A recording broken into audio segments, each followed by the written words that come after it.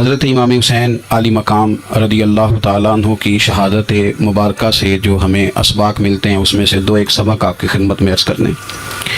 پہلے تو یہ یاد رکھ لیں کہ اللہ تعالیٰ نے اپنے محبوب کریم علیہ السلام کی زبان سے ہمیں یہ پیغام دیا ہے کہ تم مجھے یہ کہو کہ اے اللہ، ہماری نماز، ہماری قربانیاں، ہمارا جینا اور ہمارا مرنا یہ سب اس رب کے لیے ہے جو تمام جہانوں کو پالنے والا ہے۔ قل ان صلاتی و نسکی و محیای و مماتی للہ رب العالمین۔ آپ فرما دیجیے بے شک میری نماز، میری قربانیاں، میرا دنیا میں رہنا، پردہ کرنا سب اس رب کے لیے جو تمام جہانوں کا پالنے والا ہے۔ سب سے پہلے تو اپنی زندگی کے اندر 24 گھنٹوں میں سے اچھے طریقے سے سوچ کر، سمجھ کر، فکر کر کر غور کریں کہ ہمارے پاس 24 گھنٹوں میں سے کتنا وقت ہے جو ہم نے صرف اس لیے صرف کیا ہے کہ ہمارا دین کچھ تھوڑا سا آگے بڑھ جائے اور دین کے لیے ہم کچھ اپنے آپ کو پیش کر سکیں۔ اپنے وقت کا تعین کریں۔ اس کے بعد پھر اپنا جتنا مال اللہ نے دیا ہے اس مال میں سے آپ دیکھیں کہ ہم کیا اس میں سے اتنا کچھ نکال رہے ہیں جو تھوڑا بہت ہمارے مذہب کے لیے، دین کے مشن کے لیے کام آ جائے۔ کچھ نہ کچھ آپ باعث بنے دین پھیلانے کا۔ رسول کریم صلی اللہ علیہ وسلم نے اس ڈیوٹی کو اس رنگ میں بیان کیا ہے۔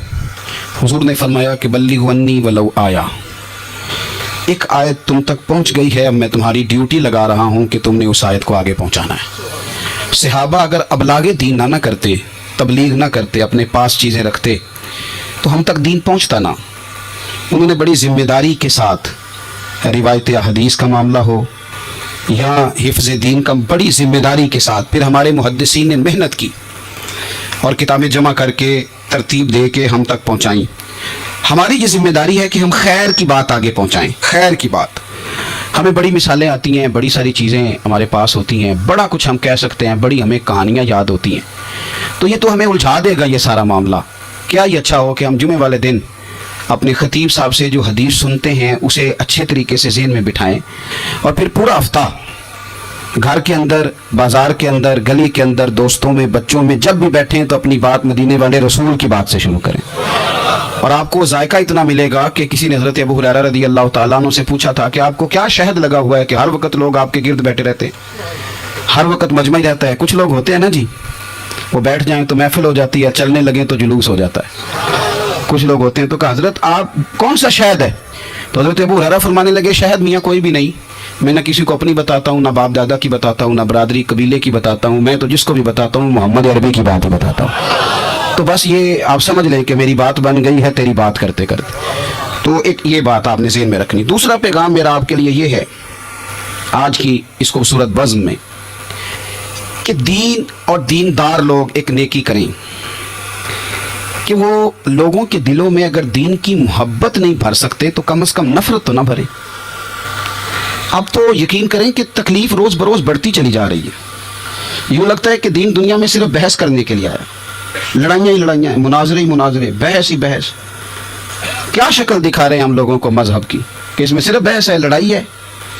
نبی پاک صلی اللہ تعالیٰ علیہ وسلم کم ناراض ہوتے تھے، لیکن مسلم شریف میں حدیث ہے، کچھ لوگوں نے شکایت لگائی کہ یا رسول اللہ صلی اللہ علیہ وسلم ہماری مسجد کا امام لمبی نماز پڑھاتا ہے، کوئی اتنا قابل تعزیر جرم تو نہیں تھا، نماز لمبی پڑھاتا ہے۔ تو مسلم شریف میں ہے کہ اللہ کے محبوب صلی اللہ تعالیٰ علیہ وسلم غضبناک ہوئے، اور لفظ کیا ہے؟ حضور فرمانے لگے میں لوگوں کو دین کے قریب کرتا ہوں، تو دور کرتا ہے۔ فرمایا خود پڑھنی ہو تو جتنی مرضی لمبی پڑھنا، لیکن لوگوں کو مختصر نماز پڑھا تاکہ وہ دین کے قریب آئیں۔ حضور مفتی اعظم عالم اسلام شہزادہ اعلیٰ حضرت شیخ مصطفیٰ رضا خان صاحب رحمۃ اللہ علیہ، ہمارے دادا مرشد، آپ کے خلاف کچھ لوگوں نے کتاب لکھی اور بریلی شریف کے عرس میں وہ کتاب بانٹی گئی۔ 24 صفر کو علماء کی وہاں میٹنگ ہوتی ہے اور ہزاروں علماء اس میں راسخ العلم لوگ وہاں موجود ہوتے ہیں، راسخ العقیدہ۔ حضور مفتی اعظم نے وہ کتاب سامنے رکھی اور کتاب سامنے رکھ کے علماء سے کہا کہ یہ شرعی اعتراض ہے مجھ پر اور یہ اس کا جواب ہے، یہ شرعی اعتراض ہے، یہ اس کا جواب ہے، یہ شرعی اعتراض ہے، یہ اس کا جواب۔ جو شرعی اعتراض تھے ان کے جوابات دے دیے۔ فرمایا کچھ انہوں نے نا اخلاقی اعتراضات کیے ہیں تو میں کسی کی ذات پر اتر کر بات نہیں کرنا چاہتا۔ کچھ انہوں نے ذاتی اعتراضات کیے ہیں اور جو مہذب قومیں ہوتی ہیں وہ کسی شخص کی شخصیت پر اتر کر، نیچے اتر کر بات نہیں کرتی۔ تو یہ شرعی اعتراضات تھے، یہ جواب ہے۔ تو علماء نے پوچھا کہ حضرت یہ کتاب کب چھپے گی؟ تو آپ فرمانے لگی چھپے گی کوئی نہیں یہ. کہا حضور نے آپ کے خلاف لکھا ہے تو آپ کہتے ہیں چھپے گی نہیں, آپ کو بھی تو چھاپنی چاہیے. تو آپ فرمانے لگے یار یہ انہوں نے لکھا ہے تو کچھ بندے نا اس کتاب کی وجہ سے مجھ سے کٹ کے ان سے جڑ گئے ہیں. تو اب جب ان کا ذہن مجھ سے کٹا ہے کسی اور کی طرف جڑا ہے تو میں جب آپ لکھوں گا تو وہاں سے بھی کٹ جائیں گے, تو پھر منتشر ہو جائے گا ان کا ذہن, ہو سکتا ہے کسی گمراہی کی جانب چلے جائیں. تو چلو میری ایک ذات ہدف تنقید بنی ہے تو کوئی حرج نہیں, میں نہیں چاہتا کہ میری وجہ سے کچھ لوگوں کا ذہنی نقصان ہو. میں لوگوں کو مصطفیٰ کے دین کا پیار دینا چاہتا ہوں, دین سے بیزار نہیں کرنا چاہتا. مہربانی فرمائیں. میں نے جمعے میں بھی یوں دونوں ہاتھ باندھ کے کہا تھا تقریر کرنے والوں, نقابت کرنے والوں, بس کرو. آپ اپنی تقریر چمکانے کے لیے قوم کو تقسیم کر دیتے ہو. حق کی بات کے اظہار کا معنی لڑائی تو نہیں ہوتا. ہمارے جتنے بزرگ تھے وہ سارے حق کی باتیں کرتے رہے, لیکن اتنا انتشار, اس قدر زیادہ جو ہے وہ تانا زنی, اس قدر زیادہ خوف کا معیار. اور میں نے جمعے میں بھی کہا تھا, پھر کہتا ہوں, اس زمانے میں جتنا کو زیادہ شرارتی ہوتا ہے اتنا زیادہ وہ طاقتور ہوتا ہے. شریف آدمی شرارتی کا مقابلہ کیسے کرے گا؟ ہم نے شرارتی لوگوں کو مضبوط کر دیا ہے. تو دین سے نفرت نہیں دلائیں, لوگوں کو دین کے قریب کریں, لوگوں کو دین کی محبت دلائیں, لوگوں کو دین کے قریب کریں, دین کا ذوق دلائیں, لوگوں کو قریب کریں. آج کی بات ہے, ایک دوست بڑی دور سے آیا ہے, آج کی بات بڑی دور سے. اس نے مجھ سے آ کے کہا کہ حضرت صاحب اب تو میری حالت یہ ہے کہ میں گناہ کر کر کے تنگ آ گیا ہوں, میرے ارد گرد گناہ کے مواقع رہتے ہیں, میں تنگ آ گیا ہوں, لیکن میں ایک منتشر آدمی ہوں, مجھے ہر وقت کا وسوسہ, ہر وقت کی پریشانی, ہر وقت کی مصیبت. وہ کہتا ہے میں جس عالم کے, درویش کے, صوفی کے, مولوی کے قریب جانے لگتا ہوں اس کے خلاف مجھے کوئی نہ کچھ ہے مل جاتی ہے. تو دین سچا ہے, کھرا ہے, تو کیا ایسا نہیں ہو سکتا کہ دین پہ عمل کرنے والا بھی کو کھرا مل جائے؟ میں جدھر جاتا ہوں مجھے کوئی نہ کوئی اس بندے کے خلاف کہانی مل جاتی ہے. تو یاد رکھیں, جب لوگ دین داروں سے نفرت کرتے ہیں تو پھر دین سے نفرت کرنے لگتے ہیں. یہ ہم نے تباہی کر دی ہے, ہم نے ظلم کی انتہا کر دی. مہربانی فرمائیں, یہ بڑا صاف ستھرا دین ہے, یہ بڑا پارسا دین ہے, یہ بڑا کھرا دین ہے. اور یہ جو آپ کو لوگ بتاتے ہیں نا سارے غلط ہو گئے, ایک میں صرف ٹھیک بچا ہوں, تو نے بتاؤ تمہاری بات مانے کہ مدینے والے رسول کی بات مانے؟ نبی پاک صلی اللہ علیہ وسلم نے فرمایا میری امت کبھی گمراہی پر جمع نہیں ہوگی. یہ نہیں ہو سکتا کہ ساری گمراہ ہو جائے. تو اس لیے انتشار کا مزاج چھوڑیں اور لوگوں کو میٹھا, ٹھنڈا, پیارا, خوبصورت دین لوگوں تک پہنچائیں, میٹھی بات کریں اور اچھے طریقے سے لوگوں تک پیغام حق پہنچائیں. لوگ کہتے ہیں جی میں بات سچی کرتا ہوں اس لیے تلخ رہتا ہوں. نبی پاک سے زیادہ سچی بات تو کوئی بھی نہیں کرتا تھا. حضور بات بھی سچی کرتے تھے اور لہجہ بھی شہد سے زیادہ میٹھا ہوتا تھا. تو یہ کون سی کہانی سنا رہے ہو؟ نہیں کہ میں کڑوا اس لیے ہوں کہ میں سچ بولتا ہوں. سچ کڑوا نہیں ہوتا, سچ تو شاندار ہوتا ہے, سچ تو سونا ہوتا ہے, سچ کا تو چہرہ نکھرا ہوا ہوتا ہے. سچ کا کڑوا ہوتا ہے, کڑوا کسیلا تو ہے, اس لیے تو نے ساری تباہی اتار دی. تیسری بات, آج کی اس گفتگو میں تیسرا پیغام امام علی مقام کی شہادت کے لحاظ سے یہ سنیں کہ ضروری نہیں کہ جو بات آپ کر رہے ہوں سارے لوگ اسے ایگری بھی کریں, یہ بھی ضروری. تو سب کو منوانے کا مزاج بھی چھوڑ دیں, یہ بھی امام حسین کا پیغام ہے. اس وقت تو ڈھیر سارے لوگ یزید کی طرف چلے گئے تھے اور امام علی مقام میدان میں نکلے اور معمولی آدمی نہیں, نواسہ رسول, جگر گوشہ بطول. یہ جو کربلا کی ریت پہ خون بہا ہے, یہ آپ کو پتہ ہے خون کس کا ہے؟ یہ رسول کریم کا خون ہے, یہ نبی کریم کا خون بہا ہے. اللہ کرے آپ کو سمجھ آئے, نبی پاک کا خون بہ گیا, لیکن 4.5 سال حکومت پھر بھی یزید کر گیا. آپ کو کس بات کی جلدی ہے کہ سارے لوگ مان جائیں اور سارے ہمارے پیچھے لگ جائیں اور سارے جو میں کہہ رہا ہوں اس کے پیچھے لگ جائیں؟ یہ آپ کو جلدی کیوں ہے, مجھے جلدی کیوں ہے؟ بھئی وہ 4.5 سال پھر بھی نکال گیا. حضرت یوسف علیہ السلام پر جناب زلیخا نے الزام لگایا تھا. حضرت یوسف سچے تھے اور پورے مصر میں اس نے بات بھی پھیلا دی. 12 سال جیل میں بھی رہے تھے تو سچے نا, لیکن اس سچ کو نکھرتے 12 سال لگ گئے. لیکن رب کریم نے فرمایا یوسف سچے ہو پر 12 سال پھر بھی جیل میں رہنا پڑے گا, سچے بھی ہو, کھرے بھی ہو, پر 12 سال جیل میں رہے. پر عرش کے مالک نے فرمایا پہلے آپ مصر کے قیدی تھے, اب آپ کا سچ نکھر گیا ہے تو مصر کا حکمران بنا دیا جائے گا. چوتھی بات یہ سنیں اور اچھے طریقے سے. ہمارے ہاں نا ہماری محفل رہ گئی ہے, تنہائی ختم ہو گئی ہے. تھوڑا تنہائی میں رہنا بھی شروع کریں. تنہائی میں کس طرح رہنا ہے؟ مصلی کے ساتھ, عبادت کے ساتھ, درد کے ساتھ, سوز کے ساتھ, یعنی ذوق کے ساتھ. کوئی نعت چلا لیں آپ اور آپ ہوں, کلام ہو اور مدینے والے رسول کی یاد ہو. بے آباد نہ رکھیں, اپنے دل کو آباد رکھیں. یہ تھوڑی بہت مل کے عبادت ہے تو کر لیں، ورنہ اکیلے بھی ہم پلاننگ ہی کرتے رہتے ہیں، دوستوں میں بھی سازشی کرتے رہتے ہیں، دفع کریں، سیاستیں ہوتی رہتی ہیں، یہ کب جان چھوڑتی ہیں۔ لیکن کچھ نہ کچھ وقت مصلی کو ضرور دیں۔ 9-10 محرم کی درمیانی رات عمر بن سعد امام علی مقام کے خیمے میں آیا اور آ کے کہنے لگا حسین باتیں دو ہی ہیں، اب یزید اور عبید اللہ ابن زیاد اور دیگر کوئی اور بات سننے کو تیار نہیں ہوتے، دو ہی باتیں ہیں، یا آپ کو بیعت کرنی ہے یا جنگ کرنی ہے۔ تو امام علی مقام فرمانے لگے کہ مجھے ایک رات کی مہلت دے دو، ایک رات کی مہلت، سویرے بتاؤں گا کیا کرنا ہے۔ 9-10 کی درمیانی رات عمر بن سعد نے کہا ٹھیک ہے میں سویرے آ جاؤں گا۔ تو عمر بن سعد خیمے سے باہر نکلا تو حضرت عباس بن علی، حضرت عباس رضی اللہ تعالیٰ عنہ حاضر بارگاہ ہوئے تو امام علی مقام سے عرض کرنے لگے بھائی جان مجھے پتہ ہے سویرے آپ نے کیا فیصلہ کرنا ہے، اور آپ کو بھی پتہ ہے سویرے کیا فیصلہ کرنا ہے۔ تو یہ بد باطن قسم کے لوگ ہیں، یہ سوچیں گے پتہ نہیں حسین کمزور پڑ گیا، ابھی بتانا تھا کہ ہم نے بیعت نہیں کرنی، آپ نے رات مہلت کیوں مانگی، یہ پتہ نہیں رات کیا کیا بدگمانیاں سوچیں گے۔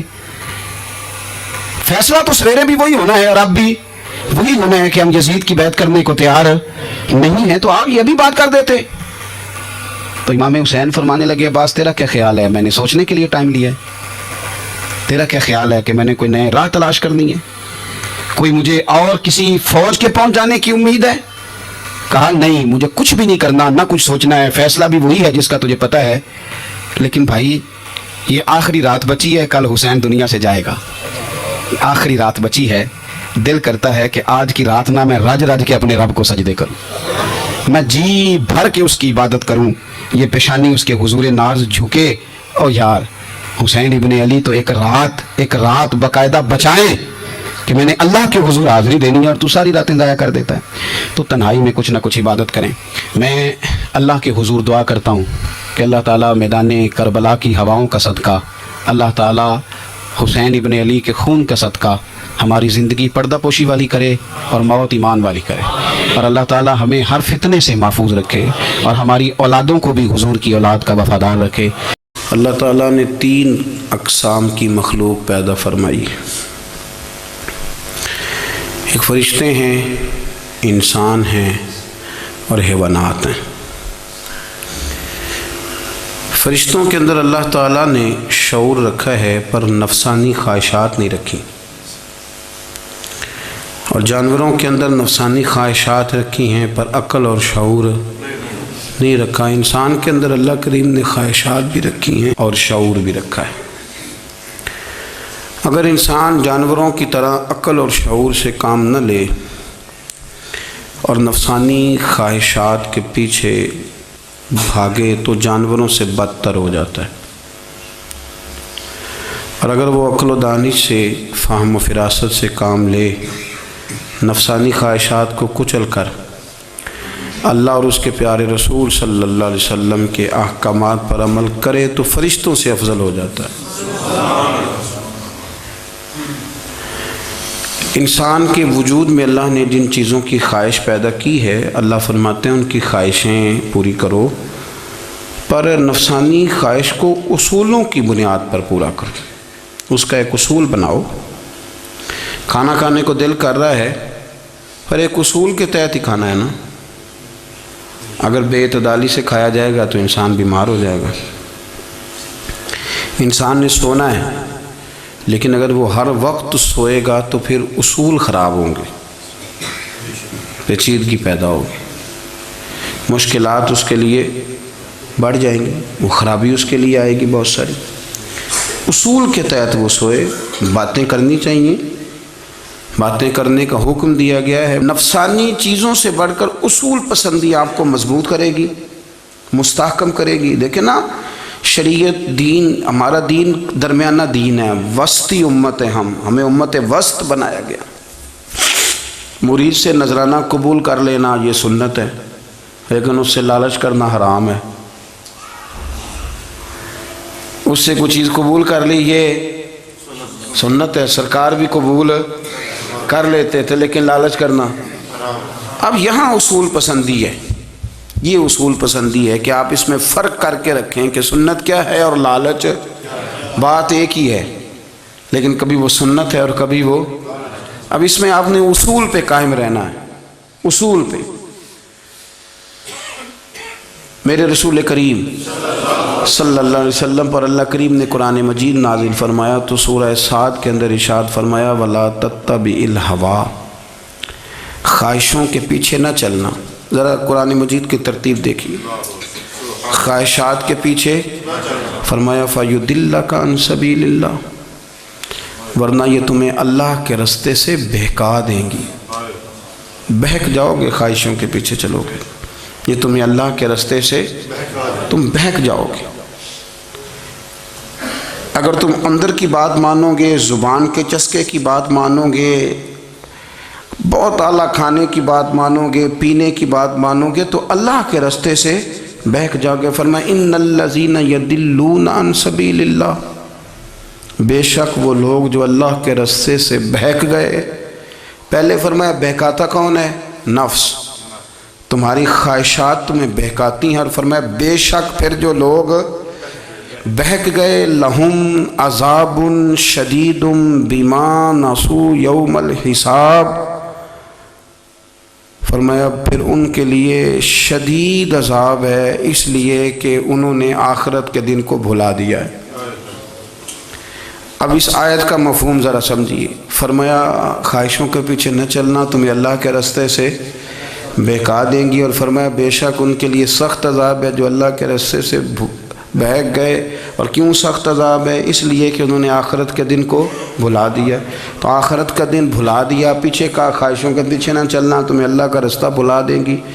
مفہوم آیت یہ ہوا، قرآن نے ہمیں ارشاد یہ فرمایا کہ خواہشات نفس کے پیچھے چلو گے آخرت کو بھول جاؤ گے، تمہارے ذہن میں یہ بات نہیں رہے گی کہ میں نے مرنا بھی ہے۔ پھر لوگ معاذ اللہ ثم معاذ اللہ یہ کہیں گے کہ بھائی یہاں جینے دو نا، پھر آگے جائیں گے تو دیکھی جائے گی۔ لوگ بھول گئے مرنے کو۔ ہماری ساری جدوجہد زندہ رہنے کے لیے ہے، ساری 60-70 سال کے لیے سارا کچھ ہے۔ آپ دیکھ لیں، ٹٹول لیں کسی بندے کو، صرف جتنی محنت کر رہا ہے وہ جینے کے لیے کر رہا ہے۔ رب قریب کے بندے جتنی محنت کرتے تھے مرنے کے لیے کرتے تھے، مرنے کے لیے کوشش کرتے تھے کہ مر جانا ہے، اس کے لیے جدوجہد۔ ہم جتنی جدوجہد کر رہے ہیں ساری جینے کے لیے، جینے کے لیے۔ میرے رسول کریم صلی اللہ تعالیٰ علیہ وسلم کا ایک فرمان ہے مسند امام احمد بن حنبل میں، اور بڑا نرالا، بڑا انوکھا اور بڑا معنی خیز ہے۔ حضور سید عالم صلی اللہ تعالیٰ علیہ وسلم نے فرمایا بڑا بیوقوف ہے وہ شخص، ذرا ترتیب دیکھیے، حضور کی زبان سے نکلے ہوئے حکمت کے موتی، مسند امام احمد بن حنبل۔ فرمایا وہ بڑا بیوقوف بندہ ہے جو چلتا اپنی خواہشات نفس کے پیچھے اور امید یہ رکھتا ہے کہ رب مجھے آخرت میں انعام عطا کرے گا۔ چلتا کس کے پیچھے؟ خواہش کے پیچھے، اور کہتا یہ ہے کہ اللہ مجھے قیامت میں انعام دے گا۔ تو انعام تو اسے دیا جاتا ہے نا جو کوئی محنت کرتا ہے۔ دیکھیں نا، جس کا منہ پنڈی کی طرف ہے تو پنڈی وہ پہنچے گا کہ وہ جس کا منہ پنڈی کی طرف ہے وہ لاہور پہنچ جائے گا۔ منہ پنڈی کی طرف کرنا اور خواہش لاہور کی رکھنا، منہ کر لینا لاہور کی طرف اور خواہش پنڈی کے رکھنا، تو میاں یہ تو نہیں نہ ہوگا۔ پیچھے چتلے خواہشات نفسانیہ کے ہمارے ہاں نا بہت بڑا رٹا ہے۔ آپ یقین کریں، میں اکثر کہتا ہوں، میں یہ کہا کرتا ہوں کہ ہمیں نا اپنی مرضی کا سارا کچھ چاہیے، اپنی مرضی کا سارا کچھ۔ ابا جی بھی اپنی مرضی کے، بچے بھی، استاد بھی، پیر صاحب بھی، پیر صاحب بھی، یعنی میری مرضی کے ہونے چاہیے۔ بھائی وہ پیر صاحب ہے یا تو اس طرح کرنا کہ تو خود پیر بن جا، وہ بھی میری مرضی کا، ہر شے میری مرضی کی۔ بلکہ قرآن مجید کے 13ویں پارے میں تو رب فرماتا ہے لوگوں نے نفس کی خواہش کو خدا بنا لیا، نفس کی خواہش کو خدا بنا لیا، اس کے پیچھے بھاگتے ہیں۔ اپنی خواہشات تھوڑی تھوڑی کم کریں، زندگی میں تھوڑی کم کریں۔ پرانے کپڑوں پہ بھی ایک سیزن نکال کے دیکھیں، ایک وقت کا کھانا جو اپنا آپ کا من بڑا چاہ رہا ہے نا، تو ایک وقت کا کھانا صرف اللہ کی رضا کے لیے کسی غریب کو دے کے دیکھیں۔ میں ایسے سینکڑوں اور ہزاروں لوگوں کو جانتا ہوں جن سے میں پوچھوں نا گھی کس بھاؤ ہے تو انہیں کوئی نہیں پتا۔ میں نے 2-4 نہیں کہے، میں نے سینکڑوں اور ہزاروں کہے ہیں، میں جانتا ہوں۔ ان کو نہیں پتہ چنے کی دال کا ریٹ کیا ہے، نہیں پتہ۔ اور میں ایسے بھی سینکڑوں اور لاکھوں کو جانتا ہوں کہ جس کی بیوی رات کو خامند کو کہتی ہے کہ جو سویرے گھی لائے تھے وہ ختم ہو گیا، سویرے بچوں نے اسکول جانا ہے تو پراٹھے پکانے کے لیے گھی کوئی نہیں، تو درمیان والا بیٹا تو خشک روٹی بھی نہیں کھاتا۔ دیکھو نا، ہم سیاست کی بات کر رہے ہیں، فلانے کا فیصلہ ٹھیک ہے کہ نہیں، اور ایک ہمارے محلے میں وہ گھر بھی ہے جو سویرے یہ ڈسکس کر رہے ہیں کہ بچوں کے لیے گھی نہیں ہے، انہوں نے اسکول، یہ سارے تبصرے، یہ ساری باتیں، یہ لمبے چوڑے، یہ تو پیٹ بھر کے روٹی کھانے کے مسئلے ہیں۔ اگر بھوک شدید لگی ہو تو پھر بات یاد نہیں رہتی۔ نفسیانی خواہشات کا حال یہ ہے کہ جو نیا موبائل کا نیا ماڈل آتا ہے وہ مارکیٹ میں شارٹ ہو جاتا ہے، ہیں ہم غریب لوگ، نیا ماڈل جو آتا ہے نا موبائل کا وہ ہمارے ہاں مارکیٹوں میں ملتا نیا، یعنی پرانا ملے گا آپ کو، استعمال شدہ نیا۔ یہ وہ غریب ملک ہے جس کے اندر تھر میں لوگوں کو پانی نہیں مل رہا، اور میرے نفس کی خواہش یہ ہے کہ کہیں مجھ سے پہلے، میں نے اپنے کانوں سے سنی ہے بیویاں کپڑے خریدتی کپڑے کی دکانوں پہ، کہتے چھاٹ ہے تو ڈیزائن بڑے لوگ کا پا لیا ہے، وہ دے جو بھی کسی نے، جو میرج ہال زیادہ مہنگا بنتا ہے نا اس میں رش زیادہ ہے، سستے میرج ہالوں کے اندر رش، جائیں جا کے تجزیہ کر لیں، میں آپ کو نتیجہ نکال کے دے رہا ہوں۔ او بھائی کدھر ہے وہ غریبی، کدھر ہیں وہ غریب لوگ؟ وہ تو پتہ نہیں بیچارے کہاں سو گئے، کونوں میں لگ گئے، وہ تو سانس بھی نہیں لیتے۔ ہماری خواہشات نفسانیہ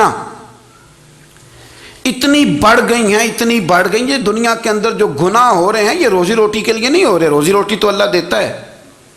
جو لوگ جسم فروشی کر رہے ہیں، یہ جو لوگ لوگوں کی تجارت کر رہے ہیں، دھندے ہو رہے ہیں، تو روزی روٹی کے لیے نہیں، نفسانی خواہشات کے لیے۔ یہ کاروں اور بنگلوں کے لیے سارا کچھ ہو رہا ہے، یہ جائیدادوں کے لیے ہو رہا ہے، یہ نیا پٹرول پمپ لگانے کے لیے کوشش ہو رہی ہے، یہ ساری جد و جہد۔ مطلب آپ دیکھیں نا، ہمارے ہاں ایک گھر ہوتا ہے، گھر کے باہر ایک لان ہوتا ہے، اس سے صبر نہیں آتا تو اس کے بعد پھر فارم ہاؤس ہوتا ہے، ڈیرا ہوتا ہے، اس کی الگ ہمیں ضرورت ہے نا۔ اتنے پیر نہ دنیا کے اندر آپ پساریں کہ دنیا سے جانے لگیں تو یارو کٹھے ہی نہ کر پائیں، نہ اتنے نہ، اپنی زندگی مختصر، محدود، تھوڑا سا، تھوڑی خواہشات، گنے ہوئے پیسے، نپے تلے کام۔ میں آپ کو صحیح بتاتا ہوں، جیسے جیسے انسان بڑا ہوتا جاتا ہے وہ الجھتا جاتا ہے، اس کے مسائل بڑھتے جاتے ہیں۔ آپ دیکھ لیں ہمارے ہاں لوگوں کی آمدن تھوڑی نہیں، خرچے زیادہ ہیں، مسائل اخراجات کے، آمدن کے تھوڑے ہیں۔ میرے رسول کریم صلی اللہ تعالی وسلم کے قربان جاؤں، مدینے والے حبیب نے کمال کر کے ہمیں دکھایا۔ حضور سید عالم علیہ السلام نے فرمایا میں تو بھوک لگنے پہ روٹی کھاتا ہوں، میں تو بھوک پوری لگ جائے تو کھاتا ہوں، اور فرمایا پوری بھوک مٹتی نہیں تو میں ہاتھ کھینچ بھی لیتا ہوں، میں شکم سیری نہیں کرتا۔ بھوک ہم تو ٹائم دے کے روٹی کھاتے ہیں، یہ نہیں کہتے بھوک لگی، کہتے 7 بج گئے، ناشتے کا ٹائم ہو گیا، اب 2 بج گئے، اب دوپہر کے کھانے کا یعنی ٹائم ہو جاتا ہے، بھوک لگے نہ لگے، اب مغرب ہو گئی تو شام کے کھانے کا۔ اپنی خواہشات کو سمیٹو ورنہ یہ غلام بنا لے گی۔ میں آپ کو صحیح بتاتا ہوں، بچپن میں، جوانی میں جن لوگوں نے خواہشوں کو نہیں نہ سمیٹا، میں کچھ ایسے لوگوں کو جانتا ہوں بڑھاپا آ گیا ہے، اب وہ چاہتے ہیں کہ ہم وہ غلطی چھوڑ دیں، پر وہ رچ بس گئی ہے، ان کے بچے انہیں کہتے ہیں ابا بس کر، لوگ شکایتیں کرتے ہیں، لیکن چونکہ جوانی میں کنٹرول نہیں کیا تو بڑھاپے میں کیسے ہوگا؟ ہماری خواہشات ہمارے لیے مصیبت بن گئی ہیں۔ ہم کچھ ایسی بری عادتیں تھیں جن کے پیچھے لگ گئے تو تباہ ہو گئے۔ واپس آئیں، میرے رسول کریم سید عالم صلی اللہ علیہ وسلم کے غلاموں نے نا اپنی زندگی کو محدود کر کے رکھا، محدود۔ حضرت سلمان فارسی رضی اللہ تعالیٰ عنہ حضرت عمر سے ملنے آئے، جناب عمر کہنے لگے یار بڑا کام کا بندہ ملنے آیا ہے، کوئی مطلب کی بات ملے گی۔ جی کہنے والے بھی بڑے ہوتے ہیں نا، تو ان کا ویسے بھی حق نہیں بنتا کہ وہ جا کے بتائیں۔ کچھ ہوتے ہیں جو دوست ہوتے ہیں، جو بڑے ہوتے ہیں، وہ کئی دفعہ کچھ باتیں بتاتے ہیں، اصلاح کرتے ہیں، اس میں مزہ آتا ہے۔ حضرت عمر فاروق نے حضرت سلمان فارسی رضی اللہ تعالیٰ عنہ سے کہا یار بڑے دنوں کے بعد آئے ہو تو یہ تو بتاؤ میرے اندر کوئی غلطی تو نہیں؟ میں حکومت کر رہا ہوں، لوگ سارے عدل انصاف کی باتیں بتا رہے ہیں، میرے تقوی کی باتیں سنا رہے ہیں، کوئی غلطی؟ تو سلمان فارسی رضی اللہ تعالیٰ عنہ کہنے لگے بالکل غلطی ہے عمر، تمہارے اندر بڑی شدید ہے، مجھے بڑی ناپسند ہے، اور شدید قسم کی غلطی ہے، نہیں ہونی چاہیے تھی۔ حضرت عمر فرمانے لگے بولو۔ عرض کی مدی کیا پورے 22 لاکھ مربع میل میں سب جگہ غربت ختم ہو گئی ہے؟ حضرت عمر کہنے لگے نہیں۔ تو فرمانے لگے مجھے پتہ چلا ہے کہ جب تمہارے پاس دوپہر کا کھانا آتا ہے تو سالن کے ساتھ چٹنی بھی آتی ہے، یہ غلطی نہیں؟ تمہاری حکومت میں 22 لاکھ مربع میل 24 لاکھ مربع میل سارے بندے پیٹ بھر کے روٹی کھانے لگے ہیں؟ عرض کی نہیں۔ تو وہ فرمانے لگے حضرت سلمان فارسی عمر پھر تو 2 سالن کھاتا ہے ایک وقت میں، اللہ سے ڈر نہیں آتا؟ تو جناب عمر فاروق رو پڑے۔ یہ بالکل جائز تھا، اس بات سے اگر کوئی منع کرتا ہے تو جائز نہیں دین میں، یہ بھی میں آپ کو بتا دوں گا، آپ کے پاس جائز پہلے 6 سالن کھائیں، میں کون منع کرنے والا، پر وہ عمر تھے نا، عمر کا منصب اور ہے۔ حضرت سلمان فارسی نے جب کہا تو عمر رو پڑے، کہنے لگے تو میرا سنگی ہے، میرے لیے دعا کر، میں اللہ کی بارگاہ میں توبہ کرتا ہوں، آج کے بعد یہ غلطی نہیں دہراؤں گا۔ اپنی خواہشات کو اتنا اصول پسندی کا نام نہیں، دور دور تک نام نہیں اصول پسندی کا۔ حضرت سیدنا بہلول دانا، بندہ سادہ تھا تو نام اس کا دانا تھا۔ آپ بیٹھے تھے تو ہارون رشید کا لشکر آنے لگا تو وہ ایک بندہ دوڑا آیا، کہنے لگا بابا رستے سے اٹھ جا، ہارون رشید آ رہا ہے۔ تو آپ فرمانے لگے تو غلام ہے نا، تو نے ڈیوٹی کر دی ہے نا، اطلاع دے دیا، میری مرضی اٹھوں چاہے نہ اٹھوں، تیری ڈیوٹی پوری ہو گئی، تو جا، تیرا کام ہو گیا۔ کہنے لگا بادشاہ میں اس کا غلام ہوں، تو ناراض ہوگا، تو اٹھ جا۔ تو بادشاہ کہنے لگا تو اس کا غلام ہے تو وہ میرے غلام کا غلام ہے، اور اگر تجھے زیادہ دقت ہو تو اسے جا کے بتا دینا، بے شک میں کو ڈرتا نہیں اس سے۔ ہارون رشید کو جا کے بتایا کہ وہ سادہ سا بابا ہے، تو وہ کہتا ہے کہ ہارون رشید میرے غلام کا غلام ہے، تو ہارون رشید بھی ناراض ہوا، کہنے لگا پتہ کر لیتے ہیں۔ جا کے پوچھا یہ تم نے کیا کہا، غلام کے غلام؟ تو آپ فرمانے لگے بادشاہ سچ بتا، تو اپنے نفس کا غلام نہیں تو نفسانی خواہشات کا بتا، تو غلام نہیں تو دوسرے بادشاہ کا جس طرح کا تخت اور تاج دیکھتا ہے اس طرح کا بنوا کے رکھ نہیں لیتا، تو غلام ہے کہ نہیں نفس کا؟ بادشاہ چپ کر گیا۔ فرمانے لگے تو نفس کا غلام ہے اور نفس میرا غلام ہے، اور میری مرضی پہ چلتا ہے، تو اب بول تو غلام کا غلام ہے کہ نہیں؟ تو ہارون رشید کہنے لگے حضرت بہلول دانا سے میں نے کئی دفعہ ارادہ کیا کہ آپ سے نہ ملوں، پر آ ہی جاتا ہوں، پر فتح ہر دفعہ آپ کی ہو جاتی ہے، کامیابیاں آپ کو ہی ملتی۔ دوست تھوڑا نہ کہیں رکیں، کوئی ایک آدھ خواہش، کوئی ایک آدھ پروگرام، ہماری خواہشات بڑی لمبی چوڑی، خواہشات کے ساتھ ہی ہم دوستی کرتے ہیں، خواہشات کے ساتھ ہی ہم رشتہ داری کرتے ہیں، خواہشات کے ساتھ ہی ہم شادی کرتے ہیں، سارا کچھ خواہشات کے ساتھ۔ سیاسی شادیاں، وہاں شادی کریں گے تو اتنا مال آئے گا، اتنا کچھ جائے گا، خواہشات کے ساتھ رشتہ داری، خواہشات۔ غریب رشتہ دار سے دوستی نہیں، خواہش نہیں پوری کر سکتا، امیر سے۔ ہر شے خواہشات کے لیبل کے اندر بندھی ہوئی۔ آپ دیکھ لیں سارے معاملات کو ہم نے اپنی نفسانی خواہش کے اندر رکھ دیا ہے، میری مرضی کے مطابق دنیا چلے تو ساری اچھی ہے، اور میری مرضی نہ سنے تو بندہ ایک بھی اچھا نہیں ہے۔ اپنی خواہشات کے چنگل میں ہم نے غلامی اختیار کر لی، صبح سے شام تک نفسانیت ہی نفسانیت۔